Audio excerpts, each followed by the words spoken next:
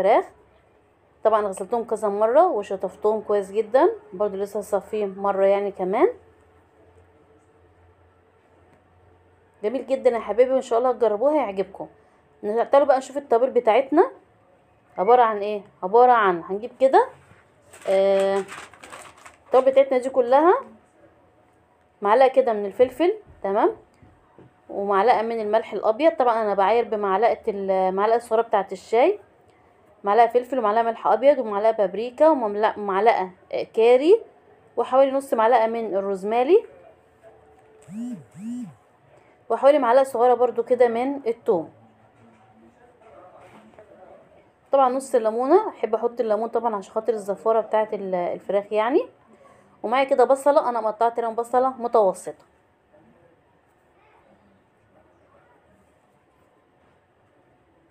تمام، جبت كده الوعاء بتاع الهاند بلندر اللي انا هخلط فيه كل الحاجات دي كلها مع بعضها. حطينا كده التوابل بتاعتنا،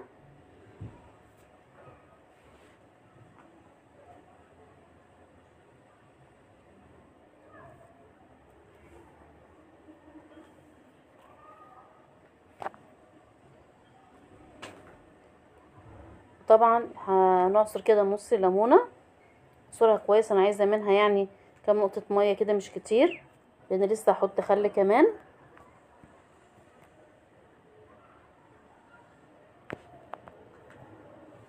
وطبعا البصله بتاعتنا اللي احنا طبعا مقطعينها زي ما انتم شايفين كده مع بعض.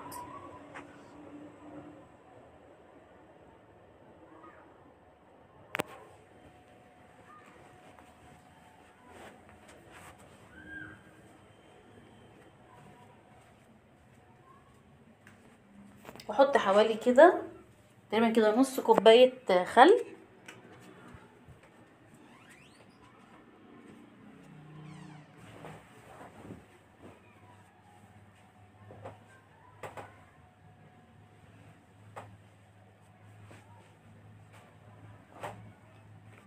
هبدا بقى اشغل اوصل الهاند بلندر الجميله ديت، وبعدين افرم بقى الخليط ده كله كده في الوعاء مع بعضه. فرم طبعا حلو جدا، وزي ما انتم شايفين كده.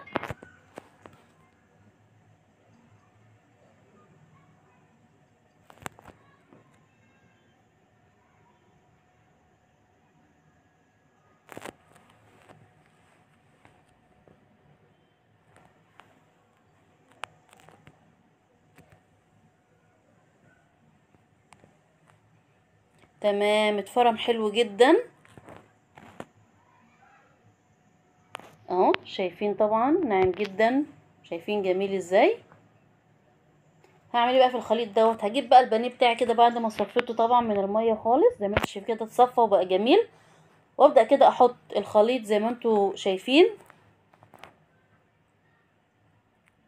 وطبعا هقلب بقى الخليط مع البانيه، عايزه كل حته بانيه يعني ايه الخليط دوت تشرب من الخليط بتاعي. بقلبه طبعا كويس كده زي ما انتم شايفين. انا زي ما قلت لكم عايزه البانيه يشرب كويس جدا من الخليط بتاعي.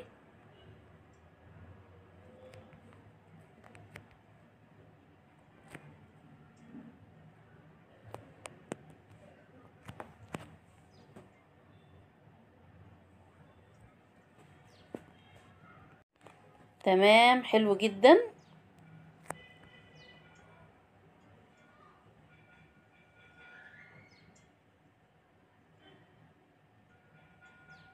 هجيب بقى استرتش كده واغطي الطبق بتاعي، او ممكن اي طبق اغطي بيه الطبق البانيه زي ما انتم شايفين كده. اي طبق ممكن اغطي بيه لو ما فيش استرتش يعني، عادي جدا ما بنقفش. هنجيب اي طبق كده كبير يغطي يعني الطبق البلاستيك دوت، وغطي البانيه كويس جدا واركنه شويه. انا هركنه يا حبايبي حوالي كده من 10 دقايق لنص ساعه. عايزه تحطيه تركنيه ساعه ممكن ازيد يعني، ما فيش مشكله. حتى لو سبتيه كل ما تسيبيه في التتبيله يكون افضل. تمام. طيب ده بقى خليط انا هعمله. انا خلاص كده ركنت البانيه على جنب يشرب كده من التتبيله بتاعته. وفي كده الخليط ده اللي انا هعمله احطه هنا على البانيه. ده عباره عن ايه بقى الخليط دوت؟ ده عباره عن 3 4 معالق دقيق كده، او قولي يعني حوالي كوبايه الا ربع كده من الدقيق.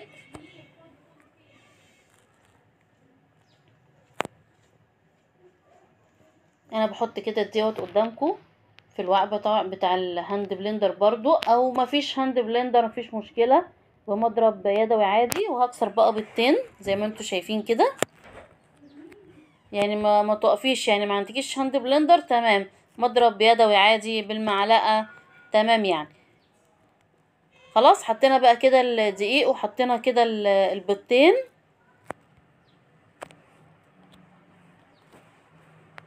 وحوالي كده نص معلقه كده صغيره من الفلفل الاسمر، طبعا بحب احطها عشان خاطر يعني الزفاره.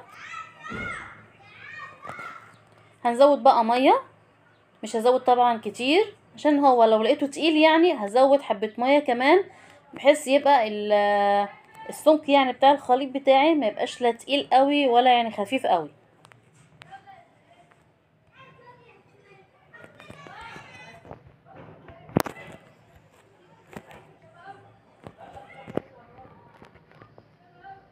برضو هجيب كده افرمه كده كويس جدا برضو بالهاند بلندر بتاعنا، اطحنه كويس جدا جدا لحد ما كله يتجانس مع بعضه ويديني خليط كده متجانس وجميل زي ما هتشوفوه دلوقتي.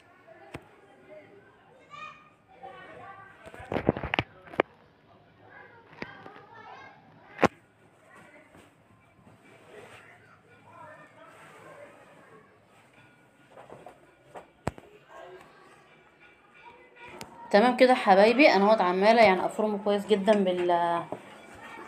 افرمه كويس جدا زي ما انتم شايفين كده.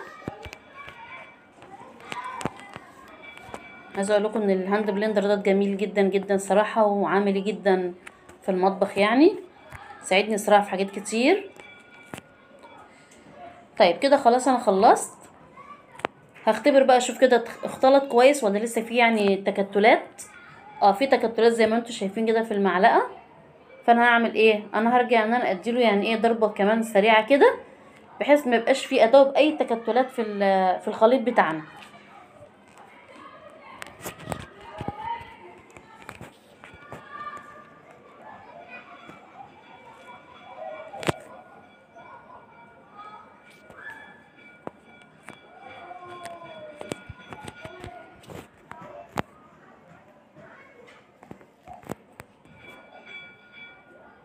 تمام تمام خالص زي ما انتم شايفين كده، كده خلاص مفيش اي حاجه اهو زي ما انتم شايفين زي الفل. هعمل ايه بقى بعد كده؟ خلاص جبت بقى البانيه بتاعنا بعد ما نقعته كويس كده في الخلطه بتاعتنا اللي عملناها مع بعض، واجيب طبق وابدا انفض البانيه واحطه كده في الطبق بتاعنا.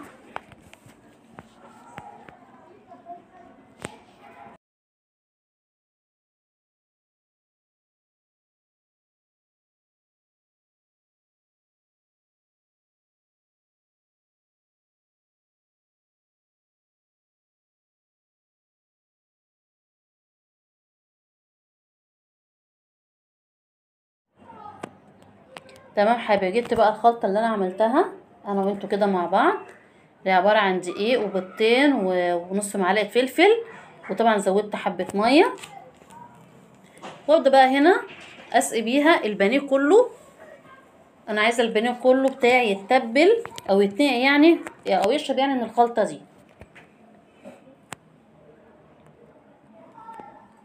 زي ما قلت لك انا ممكن ميه، الخلطه دي فيها ميه، ممكن ميه ولبن او ممكن لبن خالص، او طعم ميه خالص زي ما انا عملتها المره دي بميه خالص. البانيه ينفع يتعمل من غير بيض عادي جدا مفيش مشكله، ينفع يتعمل من غير بيض، وان شاء الله اعمل لكم مره كده من غير بيض وهيعجبكم يبقى حلو جدا. زي ما انتم شايفين كده انا قلبت الخلطه اهوت، قلبت كده البانيه مع الخلطه كويس جدا. انا عايزه طبعا البانيه يشرب من الخلطه كويس زي ما انتم شايفين، بحاول اقلبها كويس جدا ما اسيبش يعني اي حته بانيه كده ما تشربش يعني من الخلطه دي. بس كده مجرد ما حطيت كده في الخلطه، انا مش هنقعها في الخلطه دي كتير ولا حاجه. انا جبت طبق اهوت زي ما انتم شايفين، هطلعها كده واقوم حطاها زي ما انتوا شايفين كده، ما بنفضهاش طبعا، بطلعها دوك بس يعني انزل منها نقط الميه بتاعت الخلطه دي، واحطها في طبق فويل زي ما انتوا شايفين كده.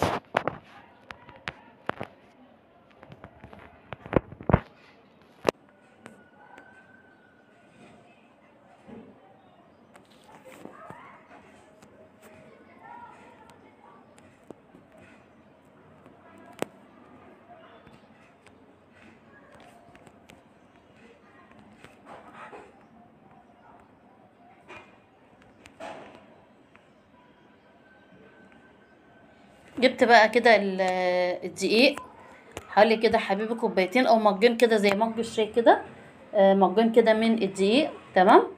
وحطيت عليهم حوالي كده كوبايه من البقسماط. طبعا انا فرمت البقسماط دوت زي ما انتوا كنتوا شايفين كده في الهاند بلندر.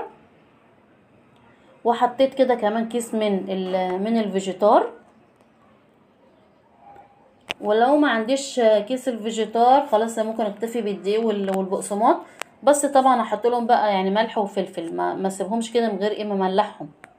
وحتى بعد ما حطيت الفيجيتار هنا زي ما انتوا شايفين، طبعا انا دقته كده لقيته دلع، فحطيت ملح، تمام. دي كده نص معلقه من الفلفل الاسمر.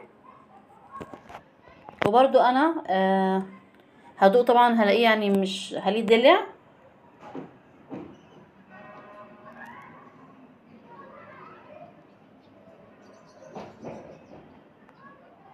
بقلب بقى كده كويس جدا جدا زي ما انتوا شايفين. لو احتاج مني طبعا ملح انا بدوقه بحط له ايه ملح، بظبط يعني ايه اهو كده انا دقت الملح بتاعه اللي طبعا دلع يعني.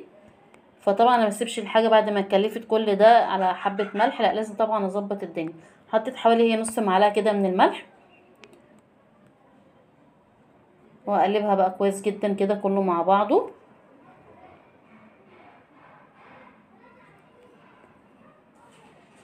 يعني انا بدل ما عملت مثلا البيض لوحده والبقسماط لوحده، لا انا عملت البيض مع الدقيق، تمام. الخلطه اللي انتوا شفتوها من شويه دي اللي انا حطيتها على البانيه. وطبعا عملت هنا البقسماط مع الدقيق مع الفيجيتار، طبعا ايه خلطه لوحديها. تمام كده انا جهزت خلاص الخلطه بتاعتي. هجيب بقى البانيه طلعه بقى من التتبيله الجميله دي، وهنا كده احطه كويس كده في الخلط في الدقيق كده بالفيجيتار بالدقيق طبعا، واضغط عليه كويس جدا. يعني انا ممكن لو هعمل كده اجهز مثلا طبق بانيه احطه في الفريزر لحد المرحله ديت، تمام قوي.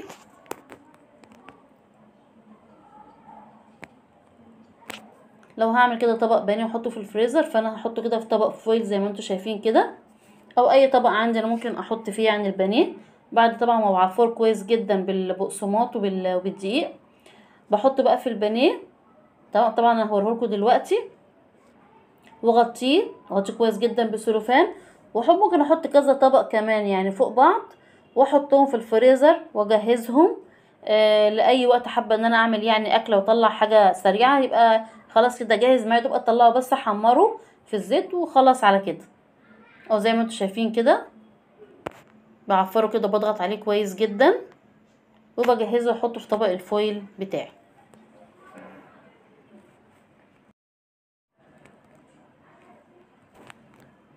تقريبا كده خلاص انا خلصت كده الكميه كلها، تمام. جبت بقى طاسه كده كويسه عندي كبيره عشان تكفي يعني تاخد كميه كبيره. طبعا ده طبق البانيه اللي انا عملته، ده الطبق التاني، تمام. لو انا حبيت احطه في الفريزر نص ساعه بحيث يجمد شويه طبعا يبقى حلو جدا. طبعا انا مستعجله وعملته على طول، بس لو اتحط في الفريزر نص ساعه قبل ما انزله يعني في الزيت احمره فعلا يعني بيبقى اجمل وبقى احلى. تمام. جبت بقى كده الزيت خلاص، انا طبعا سخنته كويس. نزلت كده هبدأ بقى ارص البانيه كده في الطاسة، طبعا يقدح كمان شوية يعني. قبل ما بنزلها في البانيه المفروض انا بضغط الضغطة الصغيرة ديت عشان ما ينزلش الخليط يعني اللي انا معفرة بيه الفراخ بتاعتي، صدور الفراخ بتاعتي يعني الدقيق والبقسماط والفيجيتار. بضغط الضغطة الصغيرة ديت يا جماعة بتثبت الخليط اللي انا معفرة بيه البانيه بتاعي زي ما انتم شايفين كده. مفيش حاجه بتنزل يعني في الطاسه. وطبعا لو كنت حطيته في الفريزر كان ثبت احسن من كده كمان. ان شاء الله يا جماعه يبقى هيعجبكم حلو جدا. وممكن الخلطات اللي احنا عملناها مع بعض ديت ممكن كمان نعملها ونعينها على يعني غلطه الدقيق بالفيجيتار بالبقسماط دي، ممكن اعمل كميه واعينها للبانيه. الخلطه التانية اللي هي الدقيق الخلطه التانية اللي هي الدقيق والبيض والميه، دي خلطه ممكن اجهزها برضو في علبه كده احطها برضو اعينها في الفريزر. وقت ما اجي مثلا اعمل بانيه ممكن اطلع الخلطات دي تبقى جاهزه عندي وابدا ان انا اشتغل بيها، هتبقى زي الفل. تمام كده خلاص البانيه بدا يتحمر معايا زي ما انتم شايفين اهوت زي الفل. وبدات طبعا ان انا يعني اقلبه.